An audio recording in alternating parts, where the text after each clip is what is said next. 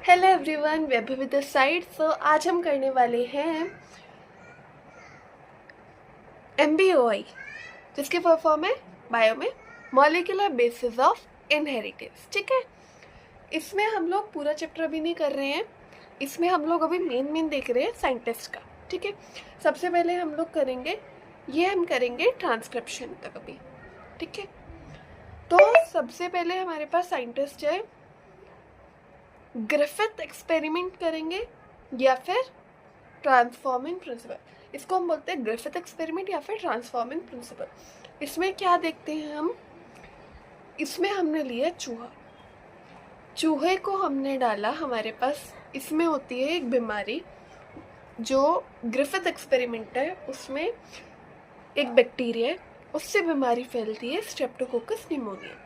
क्या होती है? Streptococcus pneumonia. ठीक है, ये बीमारी है। अब हमारे पास है दो स्ट्रेन है, एक रफ स्ट्रेन है और एक शाइनिंग स्ट्रेन है। रफ स्ट्रेन का नाम हमने रखा आर स्ट्रेन और शाइनिंग स्ट्रेन का नाम रखा है एस स्ट्रेन। ठीक है, अगर बोर्ड में आता है ट्रांसफॉर्मिंग प्रिंसिपल या फिर ग्रिफिथ एक्सपेरिमेंट तो हमें यही लिख के आना है। ठीक है, अब इसमें हमने क्या देखा, ग्रिफिथ एक्सपेरिमेंट में हम आर स्ट्रेन लिया हमने। ठीक है, जब हमने एक चूहा लिया, चूहे को डाला हमने आर स्ट्रेन में, तो हमने क्या देखा, चूहा जो है वो सरवाइव कर गया। इसका मतलब कि चूहे के सर्वाइवल का रीज़न था कि आर स्ट्रेन में बीमारी नहीं है। कौन सी बीमारी? Streptococcus pneumonia. ठीक है, फिर उसके बाद हमने किया, चूहा सर्वाइव कर गया, हमने एक चूहा लिया, उसको डाला हमने एस स्ट्रेन में, मतलब कि शाइनिंग स्ट्रेन में, चूहा मर गया। ठीक है, फिर हमने एक चूहा लिया, उस चूहे को डाला हमने किस में? एस स्ट्रेन में, पर वो कैसा स्ट्रेन था? Heat killed S strain. ठीक है, उसमें वो चूहा जो है वो सरवाइव कर गया। इसका मतलब कि अगर हीट किल्ड है तो उसमें निमोनिया वाली बीमारी नहीं है। उसका नाम बार बार बोलना है, ठीक है, शॉर्टकट नहीं, स्ट्रेप्टोकोकस निमोनिया। ठीक है, फिर उसके बाद हमने लिया एक चूहा, इसमें चूहा सरवाइव कर गया। और फिर हमने एक चूहा लिया जिसमें हमारे पास 2 में सरवाइव किया था, उसको डाला R strain plus heat killed S strain. ठीक है, जब हमने इसमें डाला उस चूहे को तो जो चूहा है वो मर गया। अब हमें क्यों डाला था इकट्ठे हमने? क्योंकि 2 में सरवाइव कर गया था। हमें लगा था, साइंटिस्ट को लगा था, फ्रेडरिक ग्रिफिथ को, कि वो जो चूहा है वो फिर R strain plus heat killed में भी सरवाइव करना चाहिए, वो सेपरेटली सरवाइव कर रहा है, पर वो मर गया। अब हमने क्या देखा था, सिंगल आर स्ट्रेन में सरवाइव किया था पर सिंगल एस स्ट्रेन में सरवाइव नहीं किया था। इसका मतलब कि जो स्ट्रेप्टोकोकस निमोनिया थी वो बीमारी, उसका रीज़न था डेथ, चूहे की डेथ।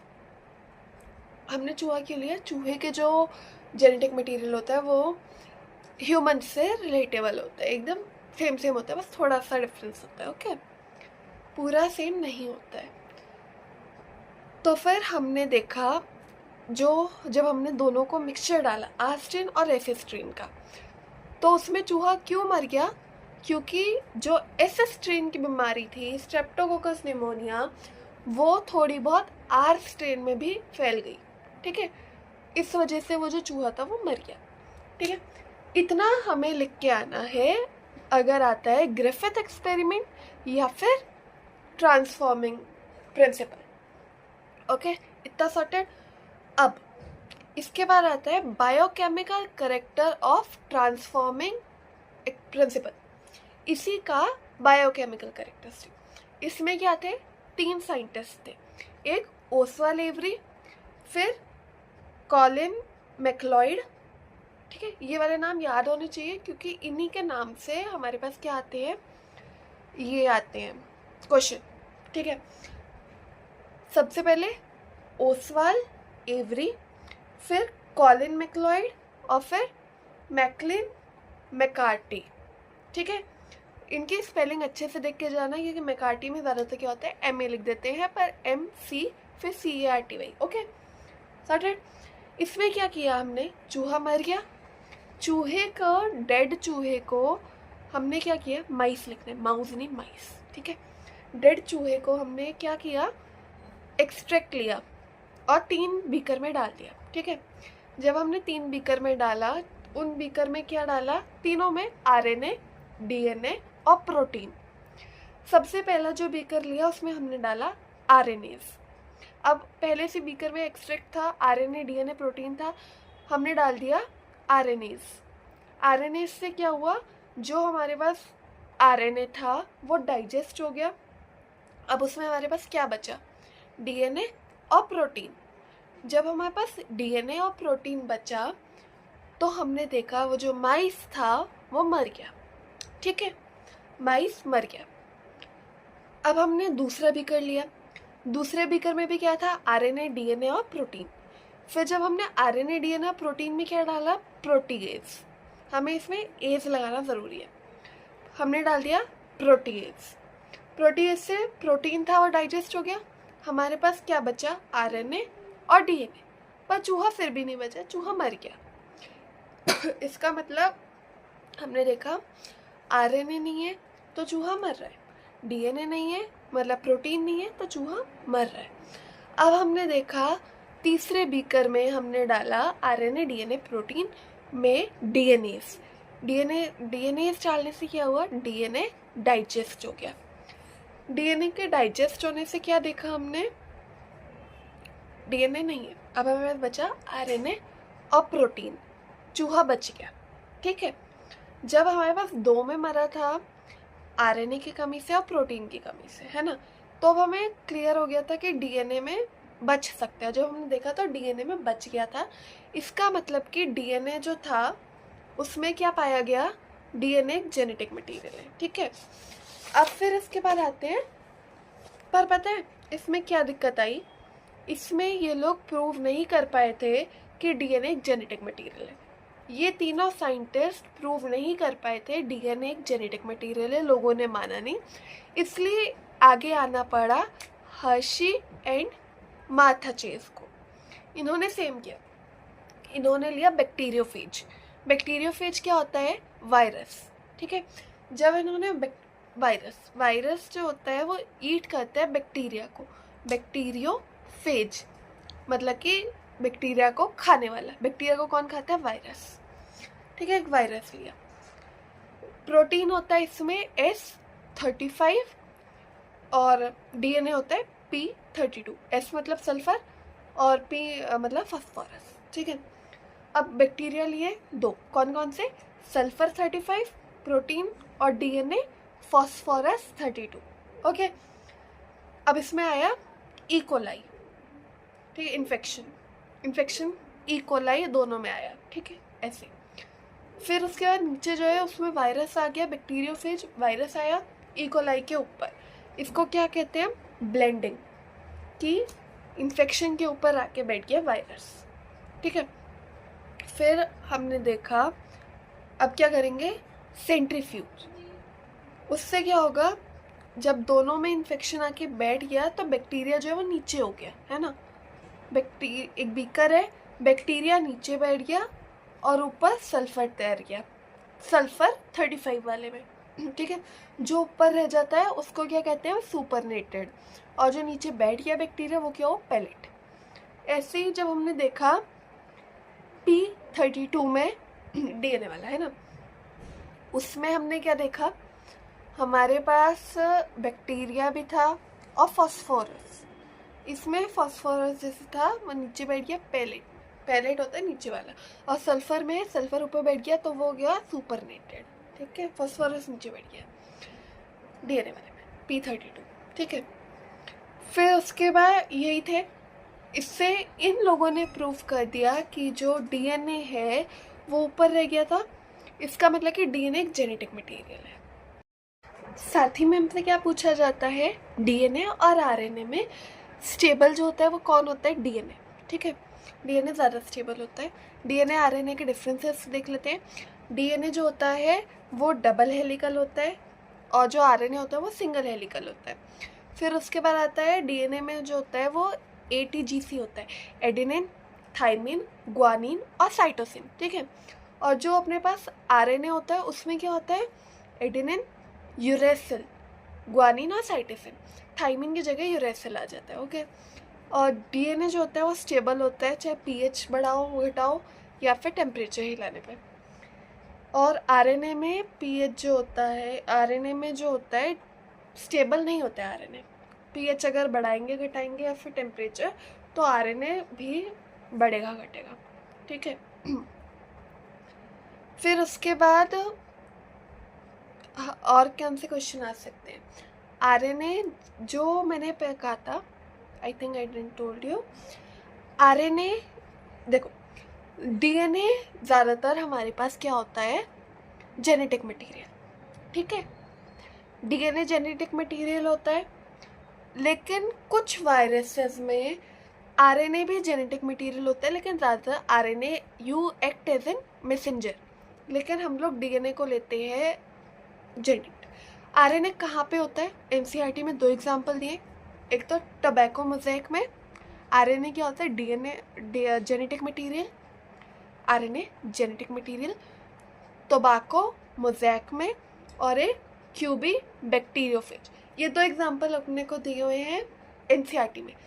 तो फिर ये एमसीक्यू बन के आ सकता है फिर सेशन में कि डीएनए जो होता है वो is not always a genetic material, but in most of the case DNA is a genetic material। और RNA कहाँ पे होता है? रीज़न में आ सकता है क्योंकि RNA जो है जेनेटिक मटेरियल है टोबैको मोज़ेक और क्यूबी बैक्टीरियोफेज। बैक्टीरियोफेज क्या होता है? बैक्टीरिया को खाने वाला। बैक्टीरिया को कौन खाता है? वायरस। ठीक है। प्रॉपर्टीज़ ऑफ जेनेटिक मटेरियल याद करनी है। स्टेबल होता है, जनरेट रेप्लिका, मतलब कि रेप्लिकेशन होती है, कॉपिंग होती है। डीएनए कॉपिंग बहुत ज़रूरी होती है। You did it in 10th class, right. फिर स्टेबल होना चाहिए, रेप्लिकेशन होनी चाहिए, रेप्लिकेशन माने कि कॉपिंग। ठीक है। फिर उसके बाद स्लो चेंजेस होते हैं, म्यूटेशन जिसे कहते हैं। म्यूटेशन भी एक टॉपिक है मुझे not so important, but MCQ type में आ सकता है। ओके, और वैसे भी इस बारी कुछ नहीं पता कि क्या आ जाए, सीबीएसई का है ना, कभी भी कुछ भी आ सकता है। फिर ये Mendelian character, Mendelian genetic of father of genetics है ना, एक्सप्रेस करना आना चाहिए मेंडेलियन के एक्सपेरिमेंट को, वो जेनेटिक मटेरियल है। ओके, फिर उसके बाद हम आते हैं ट्रांसक्रिप्शन। अभी ट्रांसक्रिप्शन तक ही बताते हैं। ठीक है। डीएनए से आरएनए को, डीएनए से डीएनए बनेगा तो क्या कहेंगे? रेप्लिकेशन। डीएनए से अगर वो बनेगा, क्या नाम है, आरएनए, तो उसे क्या कहेंगे? ट्रांसक्रिप्शन। डीएनए से डीएनए रेप्लिकेशन, डीएनए से आरएनए ट्रांसक्रिप्शन, और आरएनए से प्रोटीन ट्रांसलेशनल। ठीक है। प्रोटीन से आरएनए नहीं होता है, लेकिन आरएनए से डीएनए को कहेंगे रिवर्स ट्रांसक्रिप्शन। ठीक है। एक क्वेश्चन आता है, डीएनए स्टेबल क्यों है और आरएनए अनस्टेबल क्यों है? डीएनए स्टेबल इसलिए क्योंकि जो OH ग्रुप होता है वो सेकंड पोजीशन पे एब्सेंट होता है, और आरएनए में OH ग्रुप जो उसका डायग्राम होता है उसमें प्रेजेंट होता है सेकंड पोजीशन पे, इसलिए आरएनए अनस्टेबल है OH ग्रुप के प्रेजेंस की वजह से बस। ठीक है। अब हम क्या करते हैं, ट्रांसक्रिप्शन के बारे में पढ़ लेते हैं। सबसे पहले आरएनए कितने टाइप के होते हैं? 3 टाइप्स के। सबसे पहला mRNA, मतलब कि मैसेंजर आरएनए। फिर rRNA, राइबोसोमल आरएनए, और फिर है tRNA, मतलब कि ट्रांसफर आरएनए। मैसेंजर में मैसेज पहुंचाता है, डीएनए से आरएनए बनता है। फिर उसके बाद ट्रांसफ़र में क्या होता है? Transfer of amino acid. क्या ट्रांसफ़र करता है? मैसेज ट्रांसफ़र नहीं करता, अमीनो एसिड प्रोटीन्स को ट्रांसफ़र करता है। ठीक है। अब राइबोसोमल में क्या होता है? Help in making protein. ठीक है। डीएनए का कैसा नेचर होता है? Semi conservative. डीएनए का कैसा नेचर होता है? Semi conservative. ठीक है। ये हमें किससे पता चला? वॉटसन एंड क्रिक से। ओके। फिर उसके बाद एक्सपेरिमेंट जो है माथोमेल्सन और फ्रैंकलिन स्टार का जो था बैक्टीरिया है, ये वाला बहुत इंपॉर्टेंट है। ठीक है। अब इस बार ये आए ना आए कुछ नहीं कह सकते, पर it is one of the important topic by Martha Meselson and Franklin Stahl. Spellings बहुत अच्छे से करके जाना, लोगों की प्रोनाउंसिएशन में चेंजेस हो सकते हैं, लेकिन स्पेलिंग इज मस्ट, ठीक है। इसमें क्या था, बैक्टीरिया है। बैक्टीरिया कौन सा है, ई कोलाई, हमने उसमें भी पढ़ा था। बायोटेक्नोलॉजी में भी है E coli, one of the most important bacteria, ठीक है। इसमें ई कोलाई। डीएनए, डीएनए को किस में किया, NH4Cl अमीनो क्लोराइड में। कौन सा N15, N15 NH4Cl जिसमें नाइट्रोजन ग्रुप है वो 15 है, ओके, ठीक है। इसमें N15 है जो जिसका वेट क्या है, हैवी, ठीक है, हैवी वाला लिया।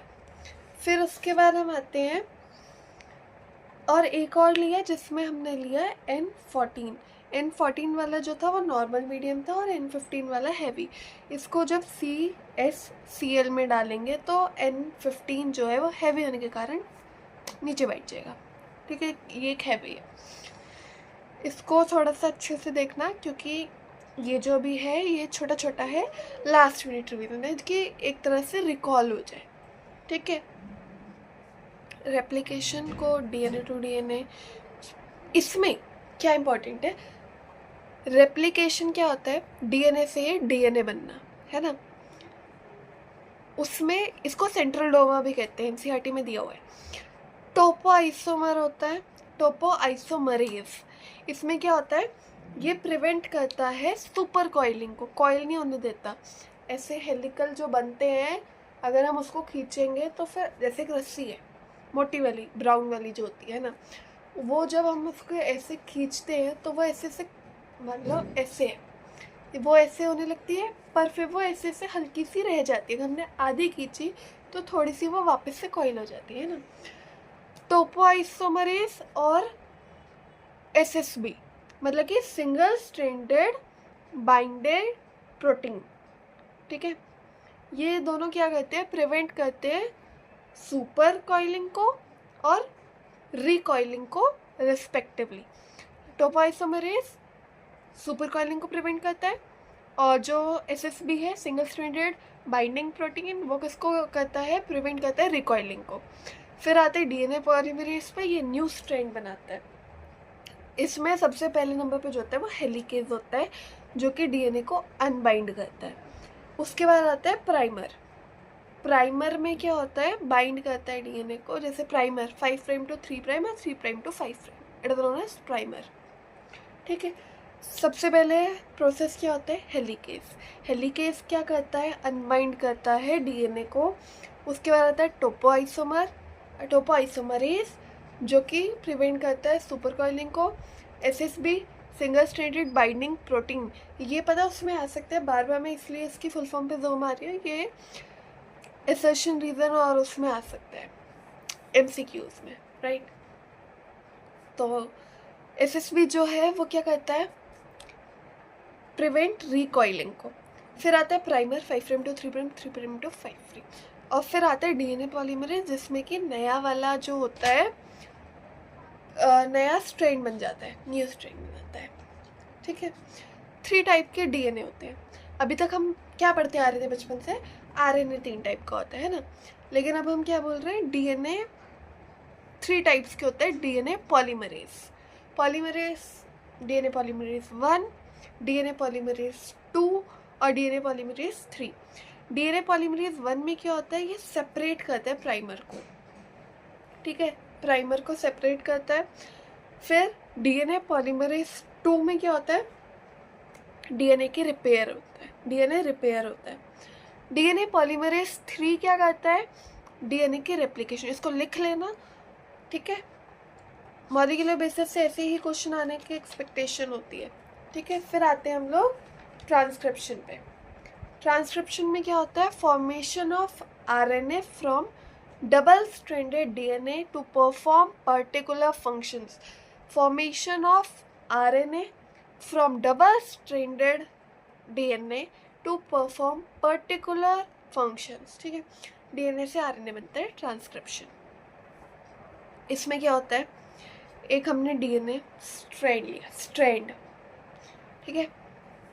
Strand you can take it like a slide, जब पेपर में बनाओगे एक छोटा सा स्लाइड सी बनाई, स्ट्रैंड बनाया, उसको इंटू कटेड इंटू 3 पार्ट्स, ठीक है। इस साइड क्या बोलते हैं हम, प्रमोटर, ठीक है। It is a strand divided into 3 parts. इधर वाला क्या होगा, प्रमोटर, और इधर वाला होगा टर्मिनेटर। बीच में जो होगा वहाँ पे डीएनए होता है, स्ट्रक्चरल जीन, और स्ट्रक्चरल जीन से ही जो होता है वो क्या होता है, डीएनए कॉपी होता है, ठीक है। साइड वाला प्रमोटर और टर्मिनेटर। इसमें आता है sigma factor plus core enzyme, sigma factor plus core enzyme. ये डीएनए डिपेंडेंट आरएनए पॉलीमरेज होता है, डीएनए डिपेंडेंट आरएनए पॉलीमरेज होता है, ठीक है। अब आरएनए बन गया, ठीक है। इसमें क्या होता है, इंट्रॉन्स और एक्सॉन्स। इंट्रॉन्स में क्या होता है, अनवांटेड आरएनए होता है इसमें।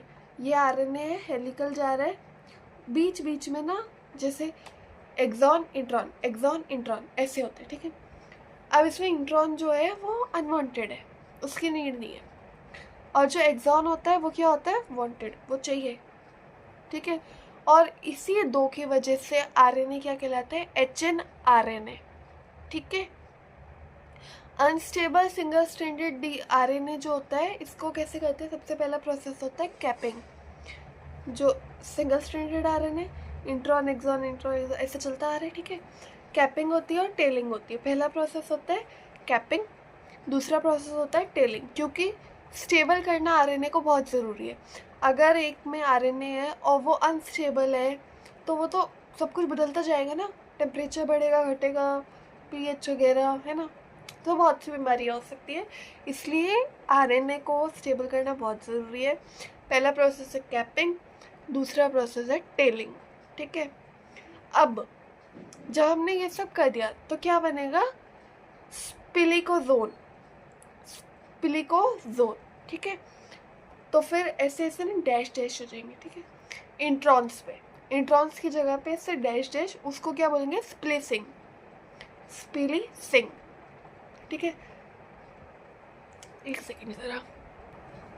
अब जो एक्सॉन इंट्रॉन लास्ट में क्या आता है, कॉल थी मेरा, हाँ, लास्ट में आता है पॉली एडिनिलेट्स चेन, जो लास्ट में, ठीक है। देखो ये सिंगल स्ट्रैंडेड आरएनए, यहाँ पे इंट्रॉन्स, फिर एक्सॉन, इंट्रॉन एक्सॉन, ठीक है। ऐसे जो इंट्रॉन है मोती टाइप, वो इसलिए जस्ट फॉर एक्सप्लेनेशन, ठीक है, बना के आ सकते हो। और फिर अब ऐसे चलता आ रहा है, बीच में ऐसे ना एक चेन जाएगी, चेन का नाम क्या है, पॉली एडिनिलेट, ठीक है। इंट्रॉन, अब देखो इंट्रॉन्स अनवांटेड है, फिर ये होते ही क्यों है, और अगर मैं हटानी है ना तो ये होते ही क्यों है, ये हमें क्या बताता है, आरएनए का प्रिमिटिव नेचर। अब प्रिमिटिव नेचर क्या होता है, अब सबको पता है, हम लोग इंसान से पहले चिंपैंजी बंदर ऐसे ऐसे आगे आगे पीढ़ियाँ बढ़ी हैं। इंट्रॉन जो होता है वो इसीलिए होता है, हमें कुछ करेक्टर्स अभी भी, सबसे पहले 2 पैर पे, 4 पैर पे चलने वाले हैं ना, फिर खड़े होते गए फिर हाइट्स बढ़ती गई, है ना, इसी को बोलते हैं प्रिमिटिव नेचर। और इंट्रॉन्स हमें यही बताता है कि हम लोग पहले क्या थे, एंसेस्टर टाइप में, है ना, कि बहुत पहले। You got it right. अब 3 प्राइम टू 5 प्राइम क्या होता है, टेम्पलेट स्ट्रैंड, मतलब कि 3 प्राइम टू 5 प्राइम जो होता है वो देख देख के बनाते हैं, जैसे कि ATCG है, ठीक है, ATCG ले लो, तो वो क्या बनाएगा, ये था 3 प्राइम टू 5 प्राइम। अब इसका 5 prime to 3 prime, you know it very well, कि A का T हो जाएगा, T का A हो जाएगा, C का G, G का C, और अब 5 प्राइम टू 3 प्राइम, इसमें हमें क्या करना है, कोडिंग होगी। कोडिंग में 5 प्राइम टू 3 प्राइम वाले को चेंज करना है, T की जगह U आ जाएगा, बाकी सारा सेम। देखो अभी हमारे पास है ATGC, ठीक है। ये हमारे पास क्या था, 3 प्राइम टू 5 प्राइम। अब हमें 5 प्राइम टू 3 प्राइम में क्या बनाएंगे, ATGC था, TAGC, ठीक है। जहाँ पे A है वहाँ पे T आ जाएगा, और C की जगह G आ जाएगा, G की जगह C आ जाएगा, T की जगह A आ जाएगा, है ना, समझ गए। अब हमें क्या करना है, ये तो था टेम्पलेट वाला स्टाइल। अब हमें करना है कोडिंग। कोडिंग में हमें 5 प्राइम टू 3 प्राइम भी हमने बनाया। 5 प्राइम टू 3 प्राइम में हम लोग क्या करेंगे कोडिंग के लिए, जहाँ पे भी T है, अब हमने लिया जो हमारे पास 5 प्राइम टू 3 प्राइम आया था, ठीक है। ATGC लिया था हमने, हमारे पास आया था T, फिर AGC, TAGC। अब हम लोग क्या करेंगे कोडिंग करने के लिए 5 प्राइम टू 3 प्राइम, जो बार बार जो मार रही हूँ, 3 प्राइम टू 5 प्राइम को हमें चेंज नहीं करना है। अगर इन्होंने 3 prime to 5 prime, 5 prime to 3 prime की जगह हमें दिया 5 प्राइम टू 3 प्राइम और 3 प्राइम टू 5 प्राइम, तो ज़्यादातर को आदत होती है कि नीचे वाला चेंज करना है, पर उसको ध्यान से देखना, 5 प्राइम टू 3 प्राइम चेंज करना है, ओके। ये हमारे पास आ गया। हमारे पास क्या आ रहा है, TCATCG, है ना, ATCG। तो फिर हमारे पास आया TAGC।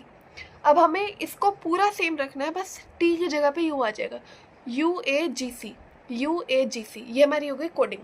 समझ आया, दोबारा से देखना, ना समझ आया तो कमेंट में बता देना, I will explain you again, ठीक है। ये हमारे पास हो गई transcription. Genetic code, genetic code में अमीनो एसिड होता है, ये ट्रांसलेशनल से बनता है। Genetic code amino acid by translation, क्योंकि RNA से प्रोटीन बनता है, प्रोटीन उस प्रोसेस को क्या कहते हैं, ट्रांसलेशन, है ना। अब ट्रांसलेशन कहते हैं उसको, और प्रोटीन से क्या होते हैं हमारे अमीनो एसिड, इसलिए अमीनो एसिड बाय ट्रांसलेशन। इसमें 64 कोडोन होते हैं, 3 उसमें काम के नहीं होते हैं, 61 काम के होते हैं। टोटल अमीनो एसिड हमारे पास होते हैं 20। कन्फ्यूज़ हो जाते हैं, कभी कभार नहीं समझ आता 20 लिखना है अमीनो एसिड में। टोटल अमीनो एसिड होते हैं 20, 64 टोटल कोडोन्स, 3 कोडोन हमारे काम के नहीं होते हैं, और 61 कोडोन हमारे काम के होते हैं। AUG स्टार्ट कोडोन होता है, ठीक है। और AUG किसको कोड करता है, एक कॉल आ रही है, ओके। स्टार्ट कोडोन अपना क्या होता है, AUG, ठीक है। और ये किसको कोड करता है, मिथायोनिन को। AUG कोड टू मिथायोनिन, और AUG start codon. Stop codon क्या है, 3, वो 3 ही स्टॉप कोडोन, वही 3 कोडोन है जो बेकार के होते हैं। इसके आगे अगर किसी बीच वाली चेन में आ गए तो हम इसको आगे नहीं कंसीडर करेंगे, बस उतने को काउंट करेंगे, ठीक है। UAA, UAG, UGA, ठीक है। UAA, UAG और UGA, ठीक है। UAG याद कर लो, UAG में GA की इंटरचेंज कर देना, ये 2 हो गए। UAA, है ना, हो गए याद। ये 3 कोडन है, अगर एक चेन में बीच में ही आ गए तो आगे के काउंट करेंगे कोडन, और पीछे के सब बेकार होगी, वो पूरी लाइन आगे प्रोटीन नहीं बन सकता उनसे, ठीक है। इतना ही था जो अभी आज हमने सोचा था करने का, ठीक है। अब एक चीज़ है, एक अमीनो एसिड जो है वो 2 कोडोन को बना सकता है। एक अमीनो एसिड से 2 कोडोन बन सकते हैं, लेकिन 2 कोडोन है, एक अमीनो एसिड वो नहीं बना सकता, ठीक है। एक सेकेंड, एक अमीनो एसिड है वो 2 कोडोन बना सकता है, एक कोडोन है 2 अमीनो एसिड नहीं बना सकता। आई होप मैंने यही कहा था, पर फिर भी बता देती हूँ दोबारा। एक कोडोन 2 अमीनो एसिड नहीं बना सकता, एक अमीनो एसिड 2 कोडोन बना सकता है, ठीक है। इतना ही था आज जो अभी हमने करना था। और ये वाला lecture, as I told you in the middle of this, कि ये वाला सिर्फ एक रिकॉर्डिंग लेक्चर है, इसलिए इसमें कोई एक्सप्लेनेशन वगैरह नहीं थी। आज 15 मार्च हो गई है, 27 मार्च को बोर्ड का पेपर है 2026, है ना। तो दैट्स इट फॉर टुडे। और बाकी देखते हैं अगर कोई मैंने और अभी अपलोड की हाल ही में, क्योंकि या इसको अच्छे से कर लेना और एक बार अच्छे से जितना मैंने पढ़ा है वो उतना ही करके जाना है। जितना इस वीडियो में था उतना ही कर लोगे। जिधर मैंने मेरे ख्याल एक जगह पे मैंने बोला था कि इसको अच्छे से देखना, इन एक्सपेरिमेंट्स को तो बहुत अच्छे से देखना है ना। बाकी मेरे को लगता नहीं कि ऐसा कुछ है कि कहीं और से देखना पड़े। बुक वगैरह में जो था वो मैंने सारा बता दिया। ऑल राइट, तो that's it for today. Okay, bye.